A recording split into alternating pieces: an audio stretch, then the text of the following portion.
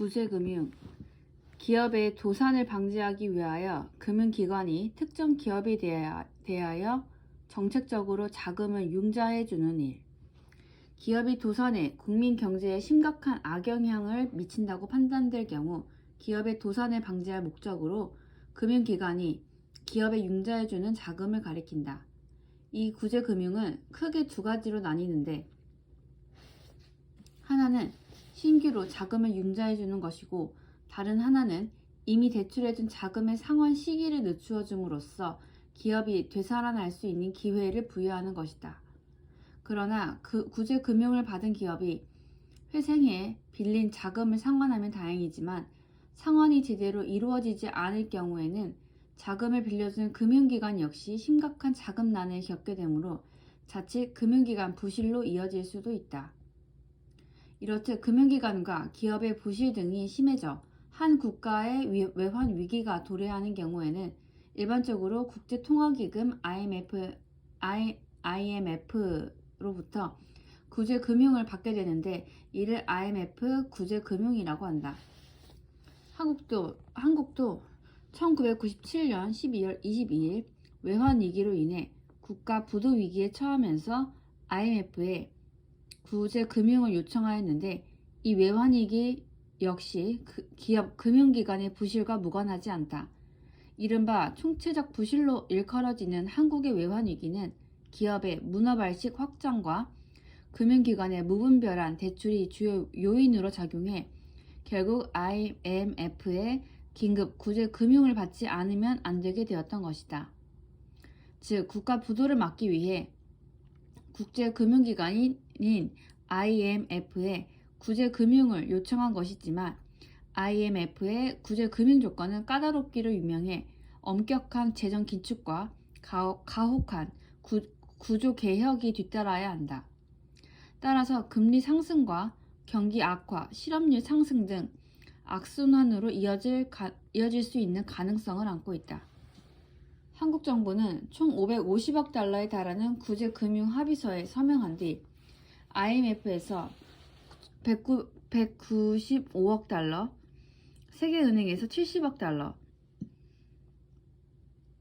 아시아개발은행에서 37억 달러를 지원받아 국가 부도 위기를 넘기기는 했으나 경제 성장률 축소, 물가 억제, 수입선 다변화 제도 폐지, 외국인 주식 취득 한도 제한, 노동시장 유연성 제고, 국제 기준에 의한 회계제도 도입, 한국은행법 개정, 대폭적인 기업 구조 조정 등 IMF에 계속되는 압력 역시 수용하지 않으면 안 되었다.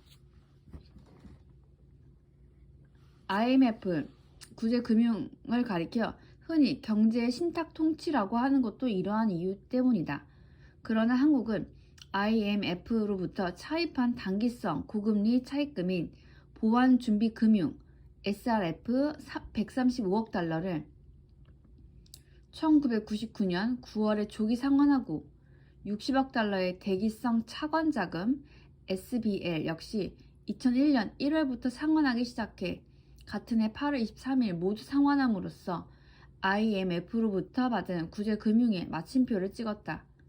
이로써 구제금융 신청 이후 3개월마다 한 번씩 모두 11차례에 걸쳐 IMF와 해야 했던 정책 협의도 예정보다 3년 정도 앞당겨 종식되고 더 이상 IMF의 간섭도 받지 않게 되었다.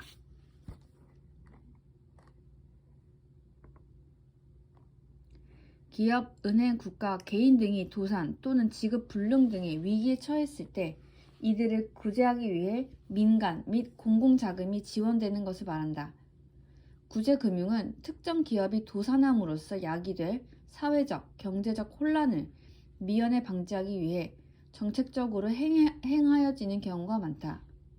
일반적으로 베일아웃은 신규로 자금을 융자해 주거나 이미 대출해준 자금의 상환 시기를 연기해주는 두 가지 방법이 있다. 베일아웃은 원래 비행기에서 낙하산으로 비상 탈출을 감행하는 행위 등을 의미했으나 이후 구제금융, 긴급 융자 등의 의미로 확대 해석되면서 금융경제 용어로 정착하게 되었다. 2008년 미국의 서브프라임 모기지 사태로 리먼 브라더스 등 세계 굴지의 투자은행이 줄도산하면서 가장 흔하게 등장하는 시사 용어가 되었다. 실제 미국의 사전 전문 출판사인 메리엄 웹스터는 2008년 올해의 단어로 베일아웃을 선정했다.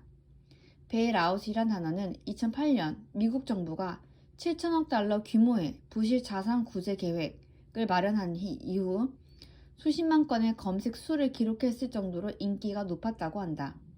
웹스터 사전은 베일아웃의 정의를 재정적 고통으로부터 구제라고 기술했다. 추가 자금 지원이 있는 베일아웃과 달리 베일인은 채권자가 채무자의 부담을 줄여주는 채무 구제 방식이지만 추가 자금 지원이 없다.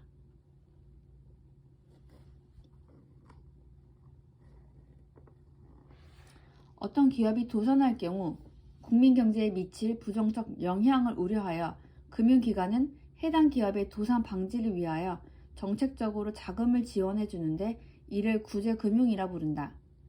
구제금융은 신규 자금융자 이외에 기대출금의 상환 시기 조정 등을 통해서 이루어질 수도 있다. 이를 통해 도산 위기 기업에 회생 기회를 부여하게 된다. 구제금융 이후 기업이 정상화되지 못하고 구제금융자금 회수가 어려워지면 대출금융기관 역시 자금난을 겪고 부실해질 수 있다. 금융기관 및 기업이 총체적으로 부실해져 국가적 위기가 닥칠 경우 국제통화기금 IMF에 구제 요청을 하게 되는데 이를 IMF 구제금융이라 부른다. IMF 구제금융은 일반적으로 조건이 까다롭고 국가적 구조조정 및 개혁이 전제되어야 한다.